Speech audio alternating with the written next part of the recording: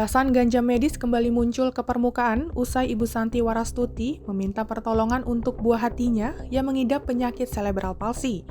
Ganja medis menjadi pilihan untuk pengobatan anaknya karena tanaman ganja dianggap ampuh untuk penyembuhan.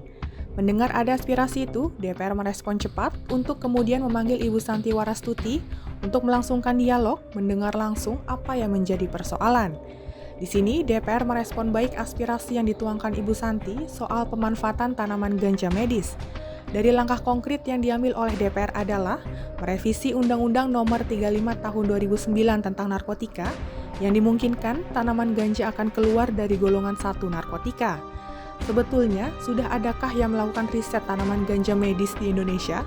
Alih-alih menyebut pemerintah ataupun lembaga kesehatan di Indonesia belum pernah melakukan riset ganja medis karena terbentur undang-undang. Tanaman yang banyak tumbuh di Indonesia tetapi belum bisa dimanfaatkan untuk kesembuhan manusia, sejauh ini yang memanfaatkan tanaman ganja hanyalah sindikat, lembaga kepolisian, dan BNN. Bisakah petani dan masyarakat yang membutuhkan juga menikmati tanaman ganja? Dirunut dari sejarah, sebetulnya pernahkah Indonesia melegalkan tanaman ganja yang bebas dikonsumsi masyarakat? Pasalnya, keberadaan tanaman ganja di Indonesia sudah ada sejak zaman kerajaan. Kemudian, keberadaannya diketahui oleh Belanda, dan di zaman itu pengaturan soal tanaman ganja dibentuk. Sebuah warisan aturan sejak zaman Belanda yang masih dipertahankan hingga saat ini oleh pemerintah Indonesia. Ada sebuah desakan dari internasional kala itu. Maka pemerintah Indonesia membuat awal Undang-Undang Penyalahgunaan Narkotika pada 1976. Di akhir 1970-an, pemerintah Indonesia mulai memberantas tanaman ganja di Aceh.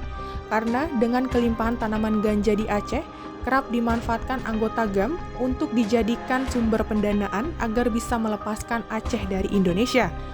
Hingga pada tahun 1997, tanaman ganja dikampanyekan sebagai salah satu narkotika paling berbahaya tanpa landasan ilmiah apapun. Memasuki reformasi, perang terhadap tanaman ganja semakin keras hingga lahirlah Undang-Undang Nomor 35 Tahun 2009 tentang narkotika.